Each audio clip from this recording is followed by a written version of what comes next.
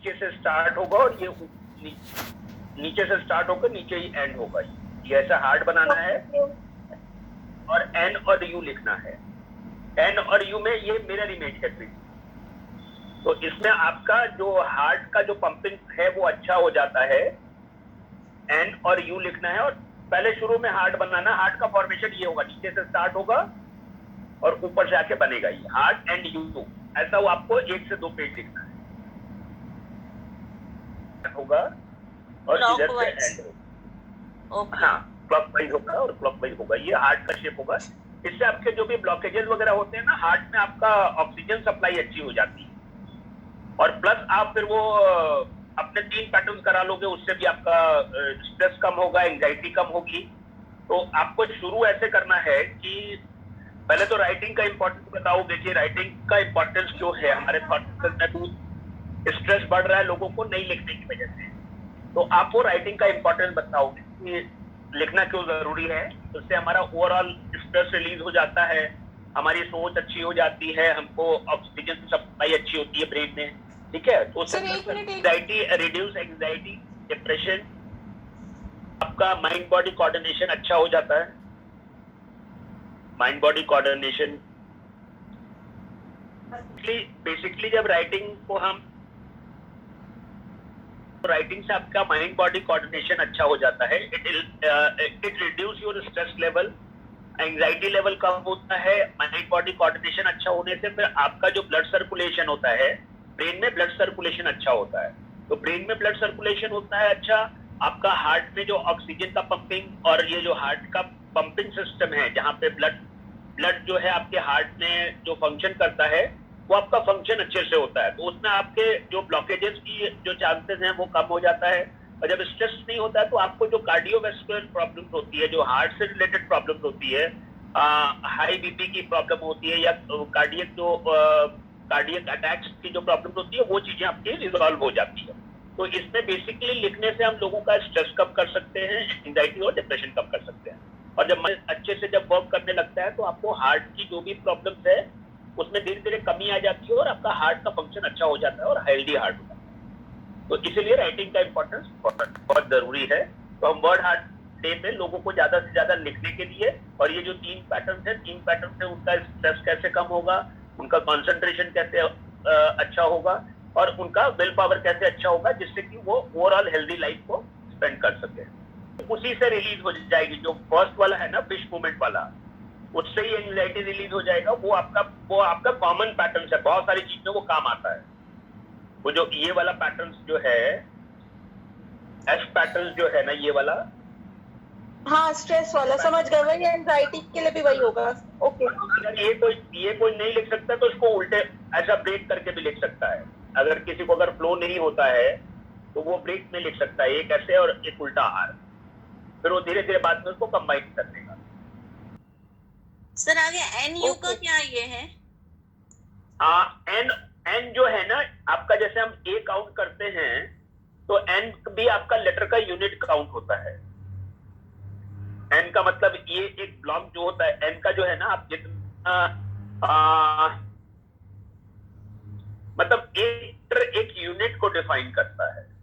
Okay, तो N basically एक unit को डिफाइन करता है। टाइपोग्राफी या बहुत सारे आर्ट फॉर्म में एन को एक यूनिट में काउंट किया जाता है। जैसे ओ हम काउंट करते हैं वैसे ही एन होता है। तो एन से आपका कॉन्फिडेंस मालूम होता है कि आप उसको कैसे एक्वायर कर रहे हैं। बेसिकली ये गार्लेंड शेप है। ये गार्लेंड शेप होता है ना, तो ये गार्लेंड शेप में एन को काउंट किया जाता है। और एन का ये मिरर इमेज है यू। तो जब भी आप एन और यू को लिखेंगे, मेरा वर्ड हार्ट है, ये लास्ट डे का ये कैप्शन ही है।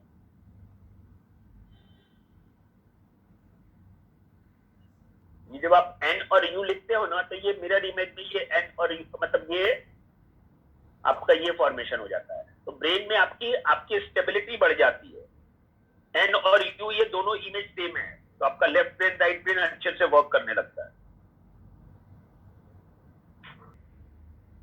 ब्लू लाइन वाले पे, ब्लू लाइन को टच करके जैसा भी बनता है वो आप कोशिश करेंगे।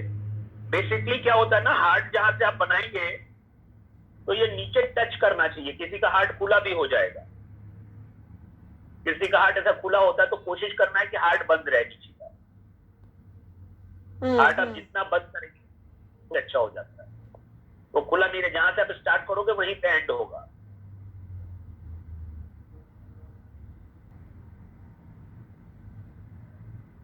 ठीक है, तो वो अलाइनमेंट आपकी प्रॉपर होनी चाहिए, जहां से आप स्टार्ट करोगे वो हार्ट अच्छे से बन जाना चाहिए। वही इसका क्या मतलब है, मतलब एक बार बता दीजिए। मीन्स फ्रॉम Clockwise लेफ्ट ये टू राइट। हार्ट शेप में जो है ना, ये हार्ट शेप में अगर आप करते हो तो ये ग्रोथ के लिए साइन होता है।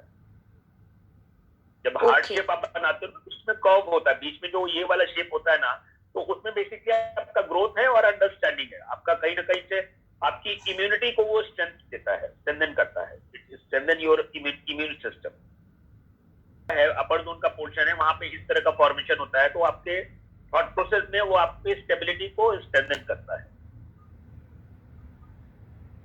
शुभांगी बता सकोगे राइटिंग का इंपॉर्टेंस क्या है?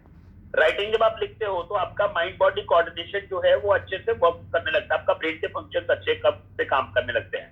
तो जो हार्ट का जो सिस्टम है वो भी कहीं ना कहीं से ब्रेन से रिलेटेड है। ब्रेन फंक्शनिंग होती है, जो हार्ट बीट होती है, तो एंजाइटी होने से आपकी हार्ट बीट बढ़ जाती है।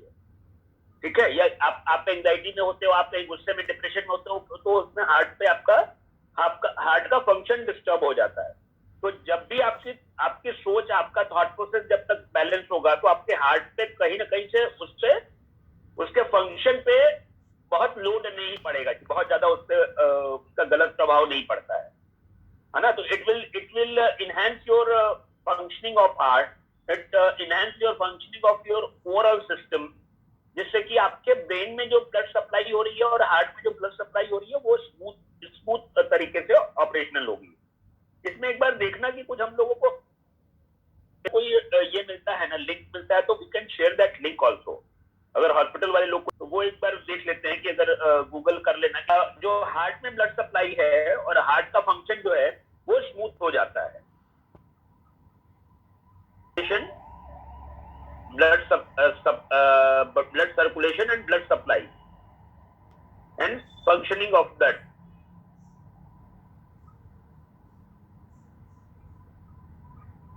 स्मूथ। हाँ, की जो प्रॉब्लम्स होती है, इसमें एक चीज और ले सकते हो कि प्रेशर अगर हैवी होता है तो चांसेस ऑफ क्लॉटिंग बढ़ जाती है। Pressure is heavy, too heavy, तो उससे स्ट्रेस बढ़ता है। टू हैवी प्रेशर वालों को वो क्लॉटिंग की ब्लॉकेजेस सर। हाँ, क्लॉटिंग ऑफ ब्लड, ब्लॉकेजेस, ये ब्लॉकेजेस, और ये अपना अटैक्स जो होते हैं, कार्डियक अटैक,